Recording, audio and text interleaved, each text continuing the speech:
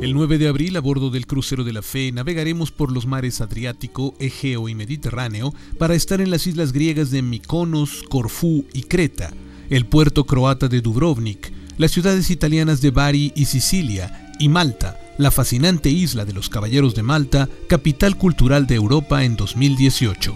Peregrinar a los santuarios del Padre Pío en San Giovanni Rotondo, de San Nicolás en Bari, de San Pablo en Malta y de la Virgen del Rosario en Pompeya. Admiraremos ciudades y monumentos patrimonio de la humanidad, como el Palacio de Nonsos en Creta, edificado hace más de 3.500 años, las zonas arqueológicas de Pompeya y Sicilia, la ciudad troglodita de Matera, en la que Mel Gibson filmó enteramente su película La Pasión, Los Trullos, viviendas salidas de un cuento de hadas en Alberobello, la ciudad inundada de Venecia con su Basílica de San Marcos, sus palacios y canales. Seremos testigos de una encantadora alternancia de paisajes naturales con deslumbrantes santuarios y catedrales bizantinas, góticas, normandas o barrocas, y por las noches los espectáculos, cenas de gala y el crucero de lujo. Informes al 4980-8641 o 5207-9511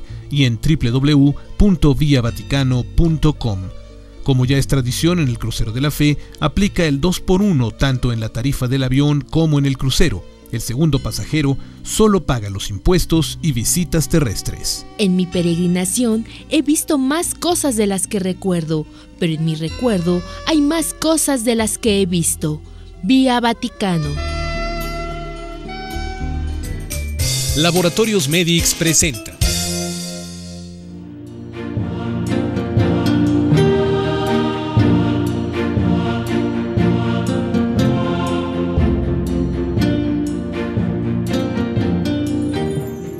Continuamos, queridos amigos, en Ver y Creer, hoy con el tema de Cuaresma. En otro tema, les refiero que el próximo 21 de febrero estaremos celebrando la memoria litúrgica de un santo que en su vida fue muy austero, aunque muy sabio, pues el Señor lo dotó de una gran ciencia y también de mucha humildad. Le presento enseguida una breve hagiografía de San Pedro Damián.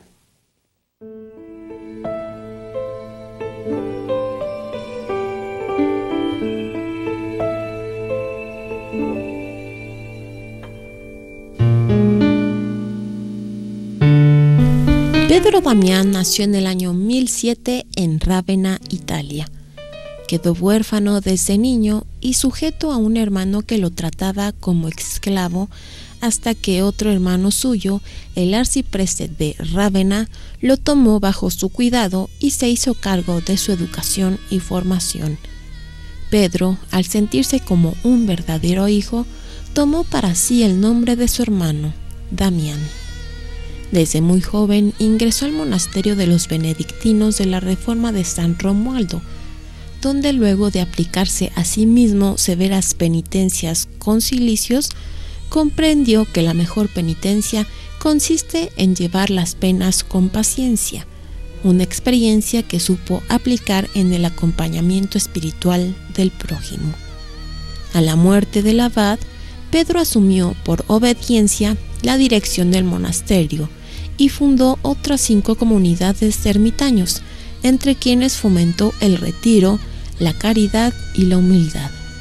Fueron varios los papas que buscaron su consejo siempre sabio.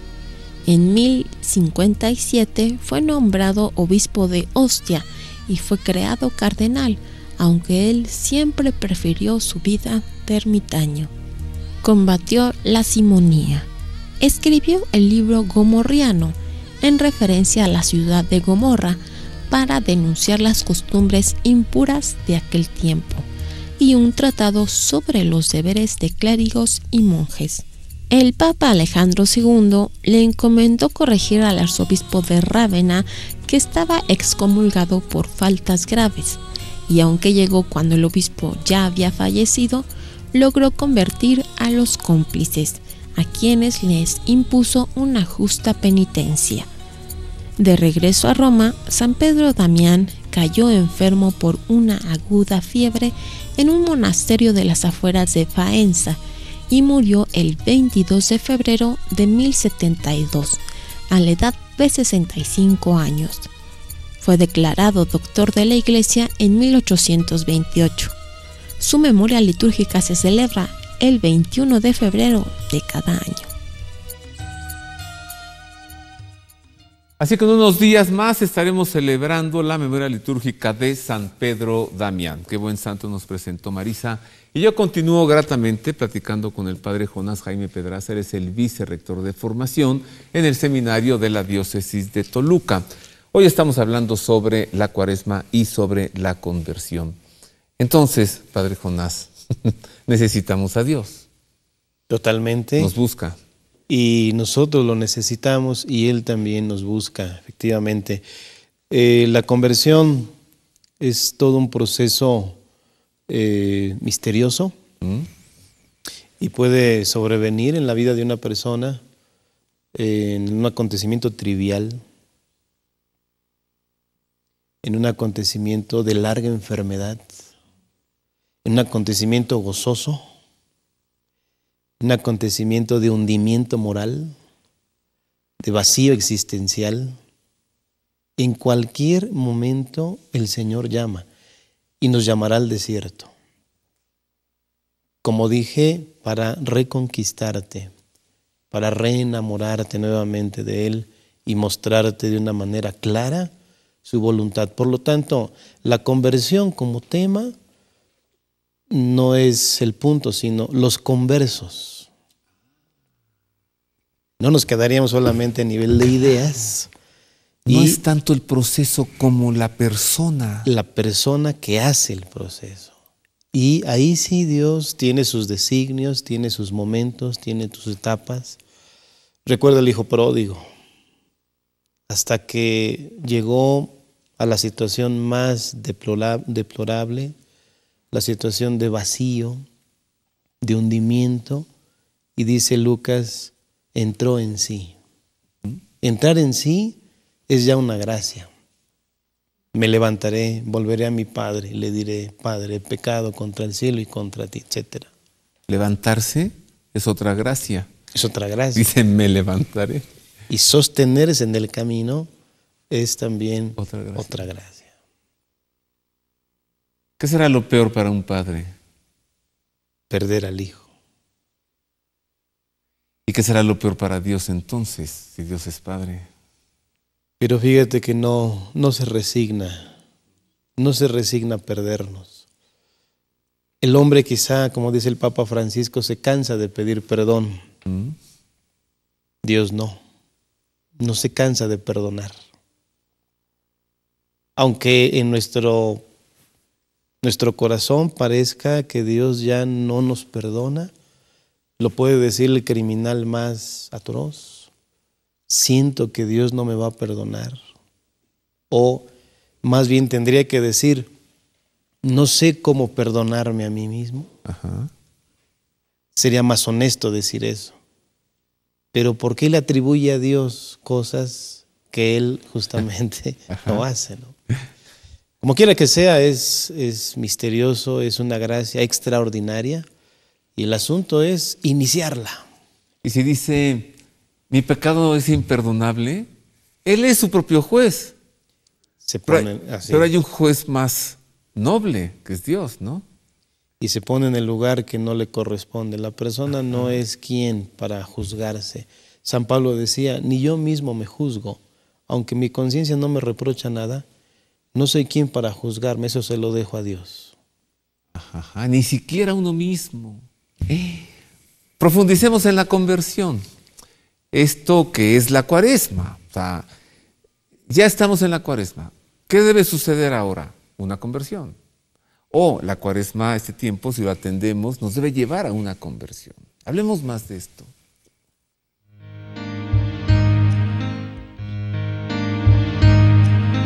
La Cuaresma es el tiempo de la conversión, de la metanoia en griego, que significa la oportunidad de experimentar un vuelco completo del corazón y del espíritu que permita, a través de un cambio de mentalidad y de actitudes, llegar más allá de donde se está ahora, para alcanzar la meta del destino que es para el creyente el regreso al origen en Dios Creador. Esta conversión o metanoia no consiste en un mero deseo personal ni en una sencilla buena intención que pudiese quedar varada en la frontera de la trascendencia sin concreción. La Cuaresma es un tiempo de conversión a Dios porque es un tiempo de Dios, tiempo que se ve acompañado de su gracia, del don gratuito de la búsqueda que emprende para encontrarse con todos aquellos que responden a esa búsqueda cuando acuden a la cita. El proceso de conversión no surge de la mente para luego invadir las emociones. La propuesta de conversión proviene de Dios, conquista el corazón, toca al espíritu y dispone a la mente, porque en cada Cuaresma el Señor irrumpe silencioso en nuestra historia, en la de todos los hombres, en la de cada uno.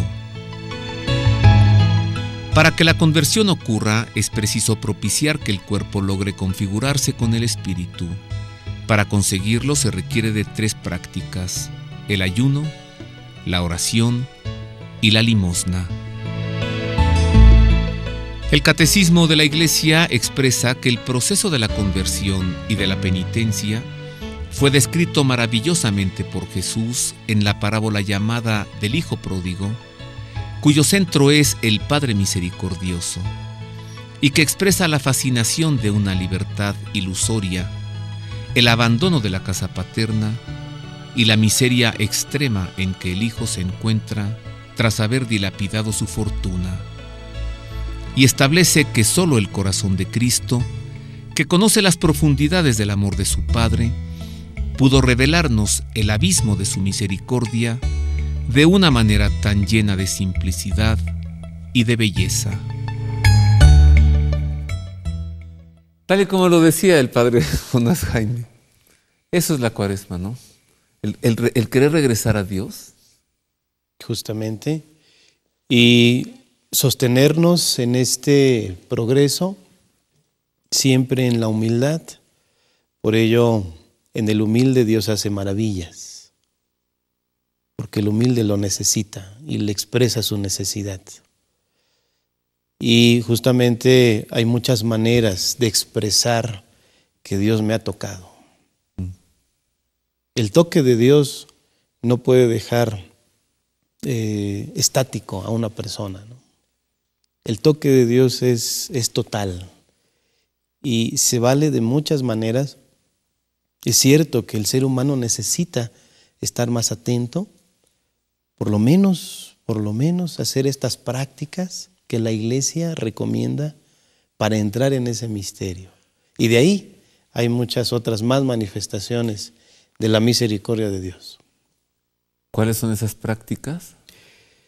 La oración, el ayuno, la limosna. Las prácticas cuaresmales. Que son las prácticas eje y son cardinales porque una lleva a la otra. ¿Cómo? Es decir, no hay oración sin ayuno, ni ayuno sin limosna. Es como una triada de la conversión, es decir, las manifestaciones concretas de una persona que se está convirtiendo a Dios. Esa búsqueda de Dios es palpable en su día, en el día a día, en el ofrecer a Dios su jornada, encomendar a Dios incluso su trabajo y la manera de hacerlo por amor a Él, no por otra cosa. Así comienza entonces la búsqueda de Dios. Pero cuando la oración no se complementa con el ayuno, es una oración que puede estar siendo falseada, que puede estar siendo simplemente una emoción de momento o simplemente una manifestación sin trascendencia, una expresión espiritual sin trascendencia. Entonces, el ayuno indicará el despojo de ciertos, como decía hace un momento, ídolos, pero también de una mortificación de aquello en que nuestra carne está metida o excedida o sobrepasada. Como decirle al cuerpo, ¿te me calmas? Que aquel que manda soy yo, no eres tú. Así es. ¿Sí? No manda el estómago, no mandan mis impulsos, no mandan mis caprichos, no mandan entonces mis deseos, sino justamente someto, en el buen sentido, someto mi cuerpo. Y una expresión, una de tantas, es justamente el comer solamente lo necesario. Moderar en la manera de comer, evidentemente de beber, y de otras tantas cosas que solamente exaltan el ego y exaltan los sentidos en este sentido, ¿no? Por eso el ayuno es una práctica que permite que la oración sea fecunda. Porque lo que estoy diciendo a Dios, en mi búsqueda de Dios, en mi deseo de Dios, lo ratifico con una disciplina, una mortificación, justamente de aquello que me place tanto, y cómo superar la glotonería, por ejemplo, la gula. El exceso. Justamente el ayuno nos permite solamente tener y vivir con lo necesario. Y de alguna manera, Padre Jonás Jaime, el ayuno también implica como decirle a Dios, mira, te estoy pidiendo, pero yo también pongo algo, ¿no?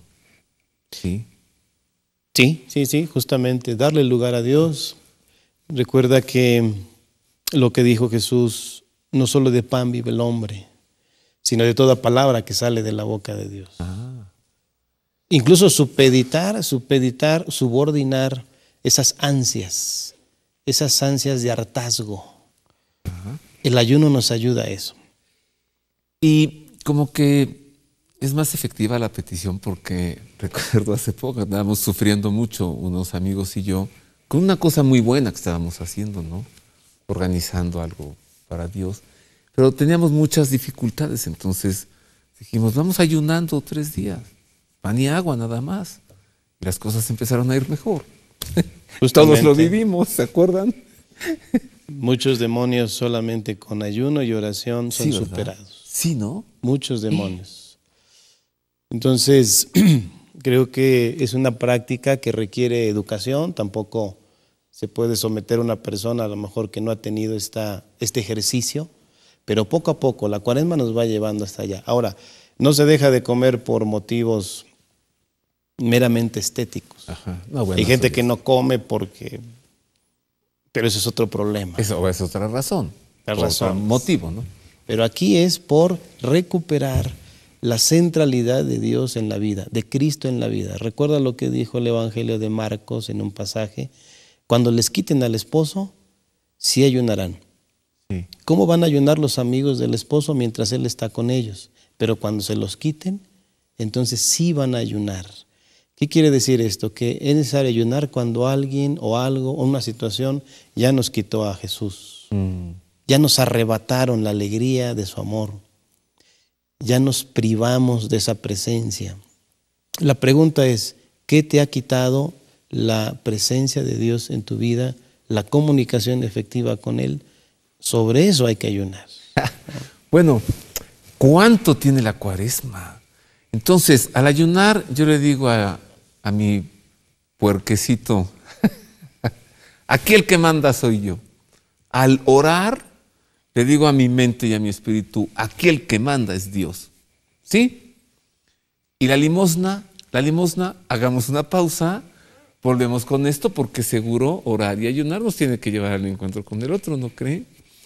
Oiga, y quiere encontrarse con el Señor personalmente, con Jesús a través del Evangelio, pues le invito a que vaya a un curso que acaba de iniciar. Inició el pasado 12 de febrero, así que no se perdió mucho. Véngase. Será todos los lunes de 6 a 8. En el salón parroquial de la parroquia San Antonio de Padua, que está en la colonia Nápoles. La parroquia está sobre la calle Pensilvania, pero el salón parroquial está sobre la calle Tennessee número 20. Ahí le veo. Es gratuito. Tráigase su Biblia, algo para anotar. Y más de 1 año dura este curso. Gratuito, anímese a encontrarse con Jesús a través de su palabra. Y nos han pedido mucho en otros países y en otras ciudades pues, que quieren el curso, entonces se está grabando profesionalmente y se sube y queda como podcast. Usted ya lo puede encontrar allí en el sitio elvalordesercatólico.com. El curso de los lunes, el miércoles se sube y queda. En cuanto entre y le da clic, ahí lo puede escuchar. elvalordesercatólico.com. Pero si vive en la Ciudad de México, véngase al curso porque es vivencial. Hacemos una pausa, regresamos a ver qué nos dice el padre Jonás Jaime Pedraza sobre el ayuno, la limosna. En la Cuaresma.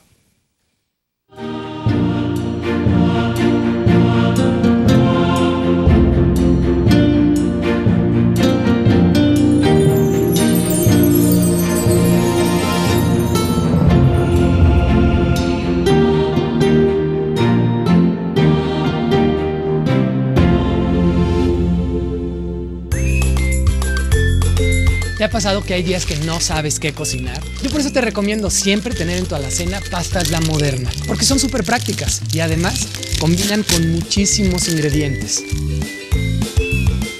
Por prácticas, La Moderna es mi pasta.